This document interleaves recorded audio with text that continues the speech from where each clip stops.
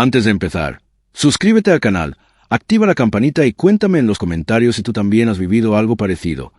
Una suegra tóxica, una infidelidad encubierta, un divorcio que te devolvió la vida. Tu historia puede ayudar a otras personas que ahora mismo están en el mismo túnel. Y si este relato te mueve, deja tu like para que llegue a más gente. Desde el primer momento en que la vi supe que algo no iba bien. Fue una tarde fría de enero, en una cafetería de Moncloa, con ese olor a café recién molido y abrigo húmedo que se queda pegado al aire. Ella me miró de arriba abajo como quien inspecciona un objeto de segunda mano. Me saludó con 2 besos en el aire, sin tocarme, y lo primero que dijo, antes siquiera de preguntar mi nombre, fue: ¿Y tú a qué te dedicas? Lo soltó con ese tono pasivo-agresivo que corta más que un insulto. Recuerdo cómo mi marido intentó suavizar el momento bromeando sobre lo buena que estaba la tarta de zanahoria, pero ella no apartó los ojos de mí en ningún momento. Comprendí que no estaba siendo presentada. Estaba siendo examinada, medida y rechazada en silencio. Con el tiempo, sus comentarios dejaron de ser insinuaciones para convertirse en comparaciones crueles. En cenas familiares, delante de todos, mencionaba lo elegante que era la ex de mi marido, lo bien que se llevaba con la familia, especialmente conmigo. Remataba, sonriendo. Una vez dijo que aquella sí que tenía clase, y me miró. Yo callaba por amor, por paz, por él, pero cada palabra suya se me incrustaba como una espina. Y lo peor no era ella. Lo peor era el silencio de mi marido, ese silencio que validaba cada humillación. En cada encuentro lanzaba dardos disfrazados de preocupación. Que si hay mujeres que no están hechas para llevar una casa, que si un hombre merece ciertos cuidados que no todas saben dar. Nadie la cuestionaba. Incluso soltó delante de mis cuñados que hay matrimonios condenados de salida, como si leyera mi sentencia. Yo había aprendido a sonreír por educación, a callar por respeto, pero por dentro me derrumbaba poco a poco. Vivía como en un examen permanente que siempre suspendía, sin comprender que había hecho mal. A pesar de todo, nos casamos. Una ceremonia civil en el registro de la calle Pradillo. Sencilla, emocionante, con unos cuantos amigos y mis padres que vinieron desde Zaragoza. Él estaba feliz, o eso parecía. Durante unos meses creí que nada ni nadie podría romper lo que habíamos construido. Su madre ni siquiera apareció. Envió un mensaje frío. Tengo otros compromisos. Espero que seas feliz con tus decisiones. Decidí no mirar atrás, convencida de que el tiempo limaría aristas, que el amor cubriría cualquier grieta. La realidad, por supuesto, tenía otros planes. Me aferré a la idea de que con paciencia ella acabaría aceptándome, que quizá era un duelo mal cerrado por la ex de su hijo. Intenté acercarme. La llamé por su cumpleaños, le mandé mensajes en Navidad, la invité a casa. Cada gesto mío chocaba con un muro de frialdad o, peor, con una cortesía impostada que dejaba más vacío que un insulto. Yo justificaba. Es su carácter. Necesita tiempo.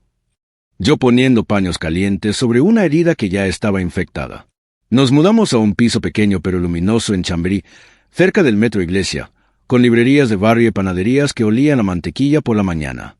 Nuestro primer hogar. Yo trabajaba en una agencia creativa, él en una consultora junto a nuevos ministerios. Desayunos rápidos, cenas en pijama con vino barato y series. Hicimos planes. Comprar una estantería nueva, pintar la pared del salón, quizá adoptar un perro. Detrás de esa normalidad, la sombra de su madre seguía ahí, como un olor que no se va. El anterior inquilino nos dejó instalado un sistema de cámaras conectado a una app. Me pareció útil, por seguridad. Al principio la usamos por curiosidad, para ver al repartidor o al gato del vecino. Una cámara del salón empezó a fallar. Se quedó muda, y como tantas cosas, lo fuimos dejando. Nunca pensé que ese detalle técnico, tan tonto, acabaría siendo el punto de inflexión de mi vida. Un martes por la mañana, trabajando desde casa, me acordé. Llamé a una empresa que encontré en Google. El técnico vino a las 11:30, un chico joven y amable. Tocó el router, actualizó la app, resucitó la cámara muerta. Me enseñó en su tablet la imagen en directo del salón, con sonido incluido, y me pidió que probara desde mi móvil. Todo perfecto. Le di las gracias, cerré y seguí con mi día. Pensé, luego se lo digo a él. Pero entre correos y llamadas, se me pasó. Esa noche, cuando llegó, estábamos tan centrados en preparar la cena y contarnos el día que ni me acordé. Lo hago mañana, pensé. Ese despiste inocente se convirtió en un testigo que no habría querido tener. El miércoles salí temprano como siempre, cogí el metro en Quevedo, llegué a la oficina antes de las 9. Cielo gris, agenda llena. A las 12:15, en el descanso, saqué el móvil sin pensar y abrí la app de las cámaras, solo para comprobar que seguían funcionando. La imagen en directo del salón, luz natural entrando por las cortinas, un rayo sobre la alfombra, el rumor del tráfico flotando. Bien, pensé, y entonces escuché la puerta. La voz de mi marido, claramente reconocible, entrando a casa a una hora en la que, según él, estaba en reunión. Sentí una incomodidad inmediata, una alarma muda en el pecho. Decidí mirar un poco más. Aún no lo sabía, pero acababa de cruzar un umbral. Lo vi dejar la chaqueta, el maletín sobre el sofá, caminar a la cocina como si fuera su casa. Lo era, pero no a esa hora. Y no estaba solo. Unos segundos después, detrás de él, entró su madre con ese abrigo beige que tanto odiaba. Hablaban en voz baja.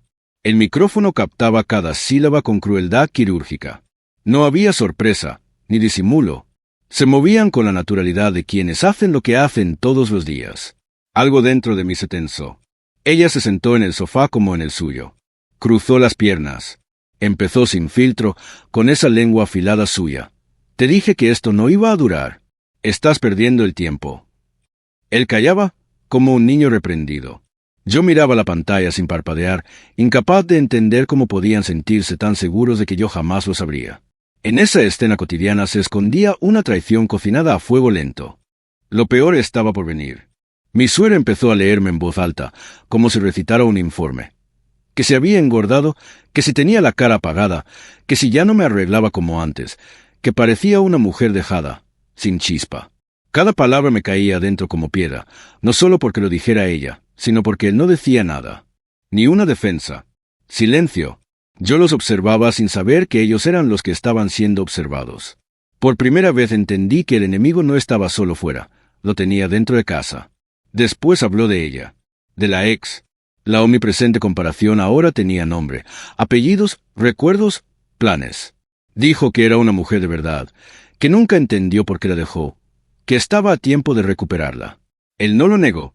Susurró, ya lo he pensado. Fue como si me quitaran el suelo. Lo más grave no fue lo que dijeron, sino el cómo. Como si planearan una mudanza, mi salida. Ella le dijo que debía dejarme pronto, que no merecía perder más tiempo conmigo, que si quería rehacer su vida debía ser ahora. Le hablaba como quien da un consejo práctico, sin emoción, sin pensar que hablaba de una persona real. Él asintió con los ojos fijos en el suelo. Tienes razón. No puedo seguir fingiendo. No gritó. Lo dijo tranquilo, como confesando algo que llevaba dentro mucho tiempo. Esa frase me dejó sin aire. Ya no había amor, solo costumbre, y ni siquiera una costumbre querida. Entonces vi el gesto que terminaría de confirmarlo todo. Mi suegra sacó un llavero del bolsillo y se lo puso en la mano, disimulando. Mañana me voy todo el día. Tendrás la casa para ti. Él metió las llaves en el bolsillo como quien guarda un regalo. Ella añadió, con voz clara aunque baja, ya hablé con ella. La he invitado. Solo tienes que estar aquí preparado. Él sonrió. Nunca me dolió tanto una sonrisa. Me quedé congelada frente al móvil. Escuché cómo decía que llevaba semanas esperando ese encuentro, que no veía el momento de volver a estar con ella. Lo dijo con un brillo en los ojos que hacía tiempo no veía cuando me miraba a mí. Era un hombre ilusionado, sí, pero no conmigo.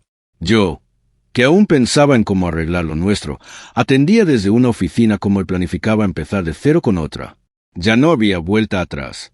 Me levanté del escritorio con una sonrisa mecánica, mientras mis compañeros comentaban qué pedir para comer. Fui al baño como una fugitiva. Cerré con pestillo, me senté sobre la tapa y volví a abrir la app. Temblaba pensando que quizá todo era una pesadilla. Pero la imagen estaba ahí, nítida. El sonido también. Sin pensarlo, activé la grabación de pantalla. Guardé el vídeo. Lo subí a la nube. Me lo envié por correo. Fue un acto de supervivencia. Porque si algún día me decían que estaba loca o exageraba, yo tendría la verdad en la palma de la mano. Llamé a Marta, mi amiga de la universidad, con la voz rota.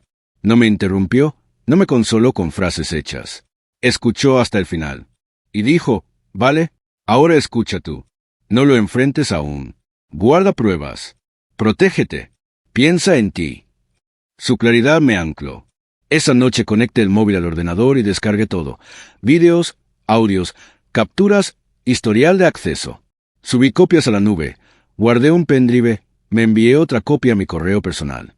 Me movía como alguien que por fin se ha puesto de su parte. Los días siguientes fueron un teatro. Desayunos forzados, cenas frente a la tele, bromas triviales. Él seguía con sus reuniones.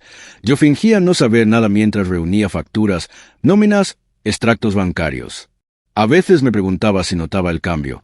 Se sentía que yo ya no era la misma. Nunca dijo nada. Incluso su madre empezó a llamarme con un tono inesperadamente afectuoso, preguntándome qué tal, si necesitaba algo. La escuchaba mirando por la ventana. Cada palabra suya, recetas, el barrio, el tiempo, se me clavaba como eco de aquella conversación, de aquellas llaves entregadas como si yo fuera basura. Una semana después repitió la excusa. Esta noche tengo una reunión importante. No me esperes. Se ajustaba la corbata frente al espejo con seguridad mecánica.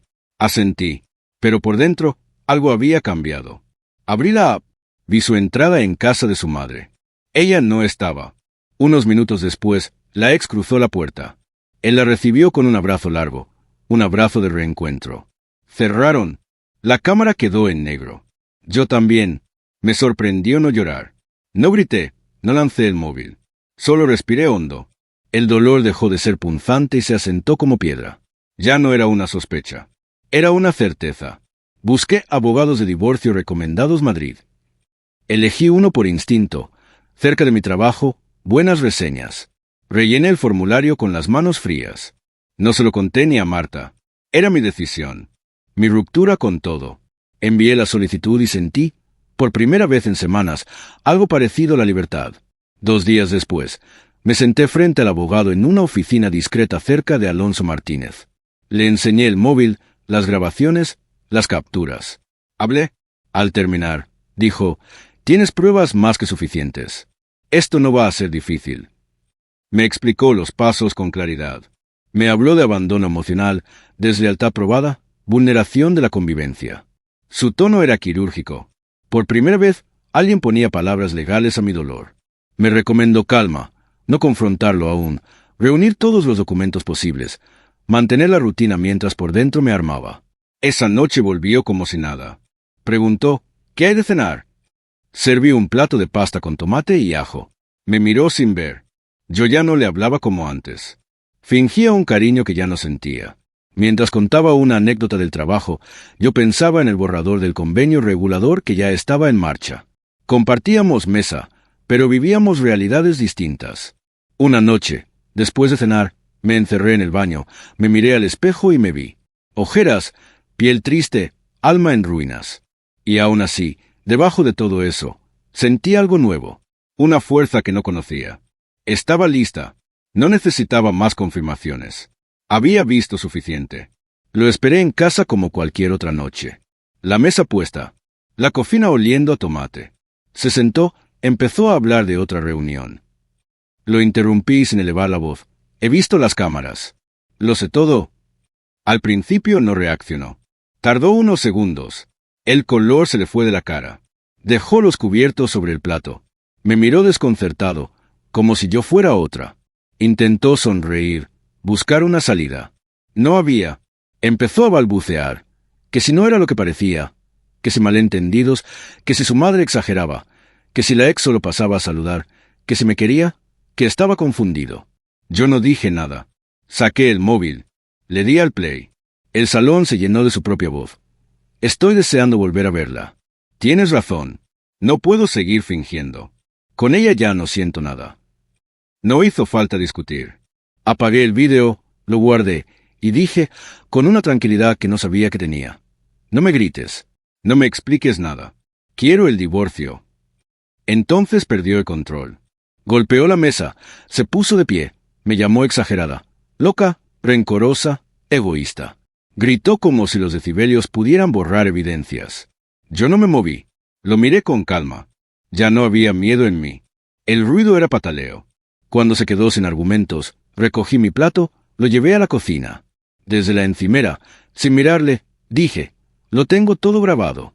Ya lo tiene mi abogado. No hay nada más que hablar.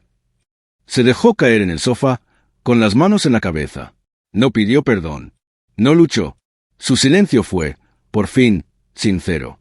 Al día siguiente, sin avisarle, fui al juzgado y firmé el inicio de los trámites. Todo estaba preparado, como quien ha hecho la maleta para un viaje por fin decidido. Fue rápido, frío, burocrático. Al salir, no lloré. Caminé por Chamberí con el alma despeinada, pero libre. No tardó en llegar la llamada que me faltaba. Su madre estaba tomando un café en una terraza. Contesté por pura curiosidad. Su voz era otra, furiosa, acusadora. Me dijo que estaba destruyendo la familia, que su hijo estaba destrozado, que yo era una desagradecida. La dejé hablar. Cuando terminó, respiré hondo y respondí con la verdad que ya no temblaba. La familia la destrozasteis vosotros. Tú le abriste la puerta a otra. Tú sembraste odio. Tú planificaste mi salida. Lo habéis conseguido, pero no contabais con que me iría de pie. Hubo un silencio largo. Colgó. Nunca volvió a llamarme. Semanas después me enteré por terceros. Ya vivía con ella. Su ex. Todo encajó con una rapidez insultante. Fotos en redes, cenas en terrazas de moda, escapadas a la sierra, pies de foto con frases tontas como lo que es para ti encuentra su camino. Al principio me removía algo, no celos, sino incredulidad ante tanta escenografía. Luego dejé de mirar. Entendí que lo que más les dolería no sería mi tristeza, sino mi indiferencia. Pasaron los meses. Volví a respirar sin esfuerzo, a ocupar mi cama entera, a elegir la cena sin consultar, a leer hasta tarde, a pasear por Madrid mirando escaparates y cielos. Mi vida, la mía, empezó a tener espacio. Sus nombres dejaron de doler. La herida abierta se convirtió en cicatriz y ya no pedía explicaciones. Un día, tomando un café con una excompañera, me soltó, sin anestesia. ¿Te has enterado? Ella le ha puesto los cuernos. Me reí, no por burla. Fue un gesto involuntario cuando el universo, sin pedirlo, se equilibra. Me contó que él estaba destrozado, que su madre ya no sabía cómo justificar, que el cuento feliz se había caído. No sentí alegría, sentí justicia. Ella le había hecho exactamente lo mismo que él me hizo a mí. Lo que construyeron sobre mi dolor se les vino abajo con la misma facilidad con la que me reemplazaron. Él, que un día me miró como si yo fuera el error, probó el sabor amargo de la traición. La diferencia es que yo me levanté. Él, por lo visto, no sabía cómo hacerlo. Y eso ya no era asunto mío. No necesité venganza ni pancartas. La vida, a su ritmo, puso a cada uno en su sitio sin que yo moviera un dedo. Yo seguía hacia adelante, más fuerte, más entera, sin mirar atrás, sin rencor. Porque hay victorias que no hacen ruido, sanar y no volver. Si esta historia te ha tocado, suscríbete, deja tu like y comparte el vídeo con quien lo necesite. ¿Has pasado por una suegra tóxica, una relación dañina, una ruptura que te hizo más libre? Te leo en los comentarios. Hablemos de infidelidad, respeto, límites, empoderamiento y superación personal. Porque a veces contar la verdad en voz alta es el primer paso para recuperarte.